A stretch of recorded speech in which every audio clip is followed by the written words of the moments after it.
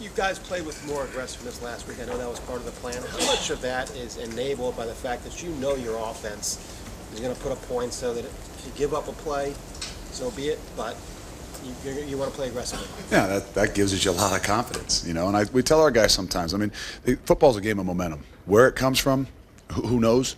You know, at times you got to create it yourself. At times it comes from your offense. You know, maybe eventually, at some point in time, you know, it comes from the defense as well. So there's momentum all over the field. The key is once you get it, you got to keep it. And if you got to create some different ways of doing it, you know, that comes with the game. But you know, you have some confidence built up in the fact that you know that the ball's in the offense's hand. They got a real good shot to, you know, continue to move and give you some breathing room. Urban said that the one deficiency, you know, he didn't use that word, but the one area he's still concerned about are the linebackers. What's your view of that position? Oh, it's a daily grind, and you know, we're just in a situation where, you know, depth and things is really tough. You got a bunch of young guys, and sometimes you say young guys and guys that don't have a whole lot of experience. So that's an area that we're continuing to build on a daily basis, and whether it's, you know, on the field, whether it's off the field, whether it's recruiting, all those situations is something that you know, obviously I see on a daily basis, see too often, but all you can do is continue to battle through. Front row middle, Steve. Yeah, Coach, I want to just ask, you got a lot of young guys, backup players into the game in the second half. As you went back and looked at it yesterday, who were maybe 2 or 3 of those guys who played all the way to the end? And you had a couple good defensive stops there in the second half. Just who were some of those guys that really stood out for you, I guess, in the last quarter and a half? Well, we kept a lot of those guys in to an extent, but you know, a guy like Tyvis Powell, who's a young guy, who's a redshirt freshman kid who, you know, went and played some more safety other than just nickel late in the game. You know, you get in Von Bell, who's a true freshman. All of a sudden, he's playing at star. He's playing your nickel back and, you know, doing some things. And you know, Trey Johnson is playing some will linebacker. And you know, when the lights are on, you see some things show up from him. And you know, you continue to roll those guys up front. So there's a bunch of guys up front that you got to, you know, that those guys sub in a little bit more than maybe the other spots on the team, but don't get an extensive work. So, you know, your Chris Carters, your Steve Millers, and some of those situations where those guys got to play in a big-time atmosphere and see how they react and respond. Second row, Doug. Hey, Luke, Marcus Freeman is coaching on the other side, and I know you have a history with him. Did you see a kid that maybe could become a coach one day when you had him, or what did you see back there? Well, as he would hopefully tell you, I tried to talk him out of it, because to me, that's what you do. You know, any kid, any player, kid, or somebody that comes to me, if it's my own son, the first thing you do is you try and talk him out of it. You say, it's a crazy business. You do a lot. There's a lot of things you give up. Obviously, there's things that you get. But the number one thing is, you know, especially if you played here and went here, sometimes you think about, I want to get into coaching because I want to coach at Ohio State. And the reality is, not every place is like this. And if you're really, the reason I talk them out of it, or try to, is if you can't talk them out of it, then you know they're fit for the coaching profession. And as much as I tried, I couldn't do it, and you see why. Is he a cerebral kind of guy back then? Yeah, I mean, again, he loved the game, he enjoyed the game, he understood the game, and a lot of times, I never thought about coaching. I never once had you know, I mean, I grew up around coaches my whole life, more of wrestling coaches and different things, but never did I once think about coaching until all of a sudden football was done. And when things are taken away from you, you step back, you start to look and say, okay, well, what are the things I really, really enjoyed? What did I love to do?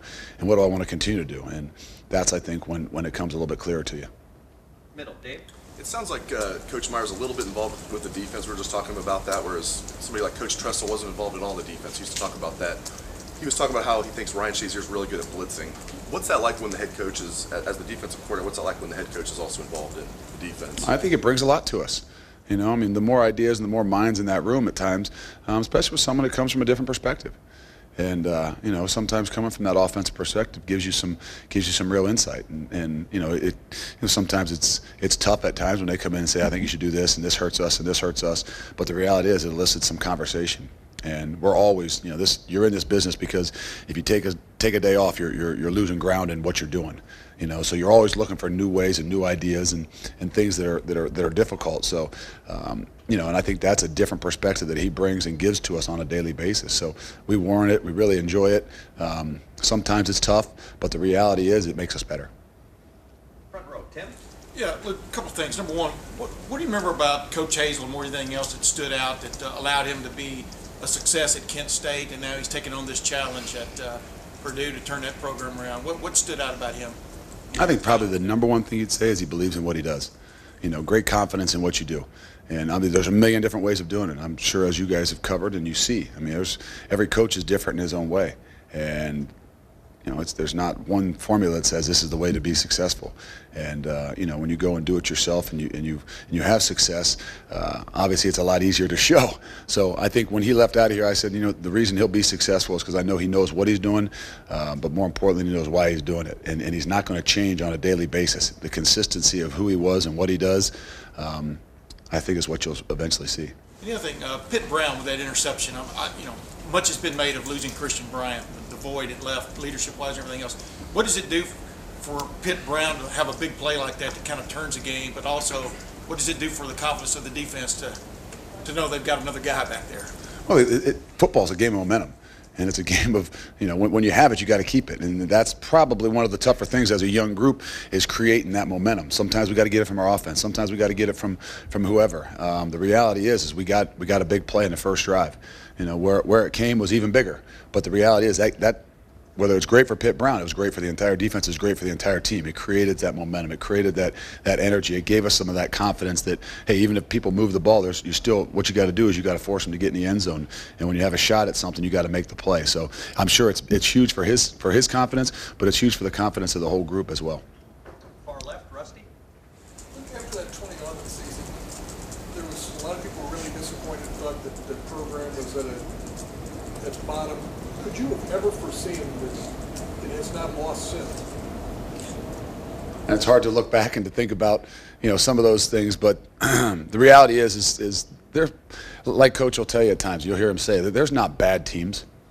Really, there's not. I mean, there's enough good players at most places. Maybe not the same as here as some other schools. But the reality is there are good players. And having everybody on the same page is big. And the leadership is a part of that thing. And, if you really look back, I mean, it could be completely different over the past 2 years. The thing is we were successful last year in a lot of those early games that what did it do? It created a great confidence. It created a great momentum. Not that Coach had any doubt in the way he does things, and not that you would have any doubt in the way he does things because you see his record. But 18 to 22-year-olds, obviously, as you've heard him say, question things. And to have that success the way we did and come through maybe the first 6 games of the season last year, you can say you can have great players and you can have this, but the reality is the guys come together, guys believe in one another, guys have confidence in what it is that they're doing, and good things happen. Because, just like you can go back to 2011 and say, well, if you'd have done this in this game, and maybe you're close in a couple games and maybe the season's different. Well, the same thing you can say last year. And, there's something to say about going through tough times. Sort of like snowball effect both ways, that things started to go bad, they continued to go bad in 2011. It's a lot of that, and a lot of that is leadership. Because when things are tough and times are down, you see who can get you out of those things. And there's no substitute for momentum and energy. And I don't care what level of football it is.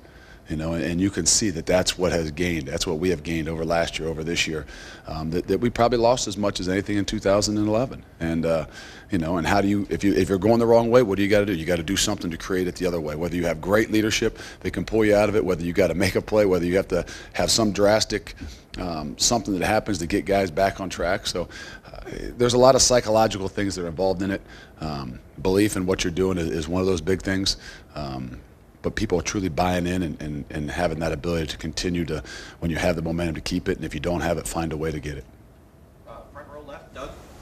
Luke, you guys have not given up anything close to a long run this year. Why is that? Why?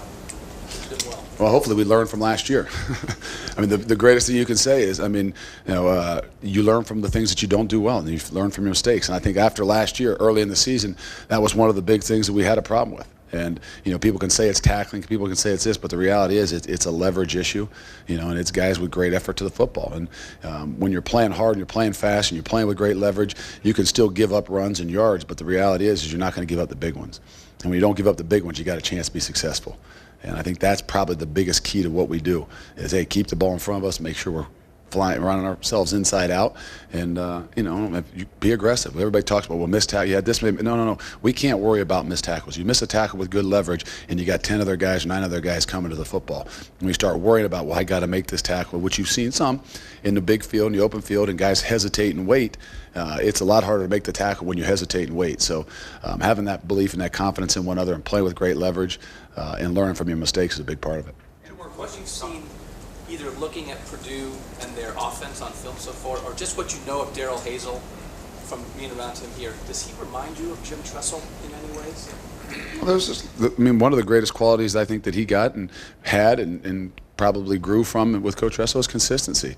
He's not going to be real high and real low, and that's a sign of a great leader. That you can, through tough times, you don't change who you are.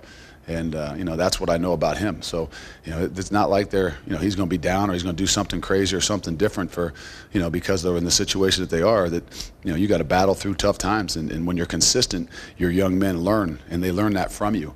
That hey, just because we're on a roll, he's this way, and when his things are down, he's this way. To create that consistency, the guys will start to understand that, learn that, and they'll take that image from him as well.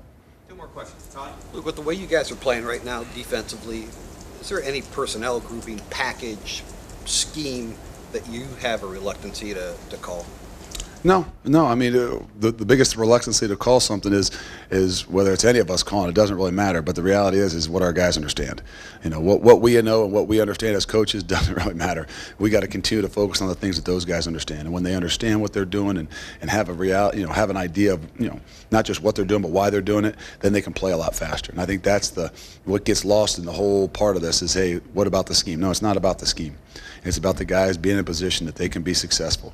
There's some things for the people we have that, hey, in 2007 we were really good on defense. I'm just using 2000. Really good on defense, and we did a few specific things because that's what some of our guys did really well. Well, that's a different team than right now.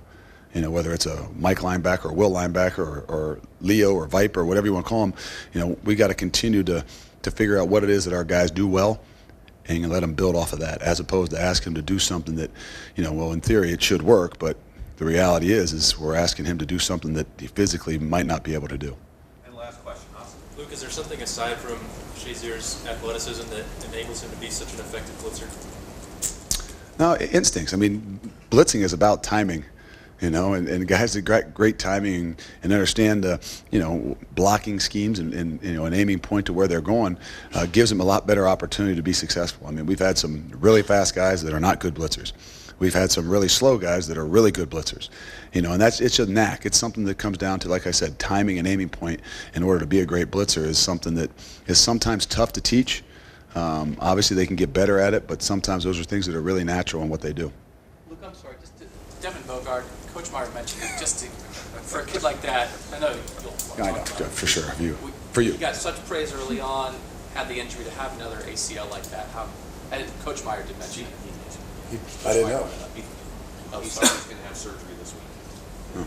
That's news to me. It just happens a while ago, he said. I was going to say, I sat at dinner with him last night, and he did not know anything. Okay, that's what Coach Meyer said. I think Devin walked into his office right before he came. Did not know that. That's well, I mean, it's tough for all of us, but when you're in this business for what you do, it's much tougher knowing what the kid's going through. We can get through it. We got somebody that'll step up. I'm not saying they'll be the same person as him, but somebody will step up and take that spot. The real thing that hits hard is that that wow, this kid's going to go through another situation like that, and how can he handle it, and how tough and how strong is he mentally to go through another battle like this? So that's what pulls at you.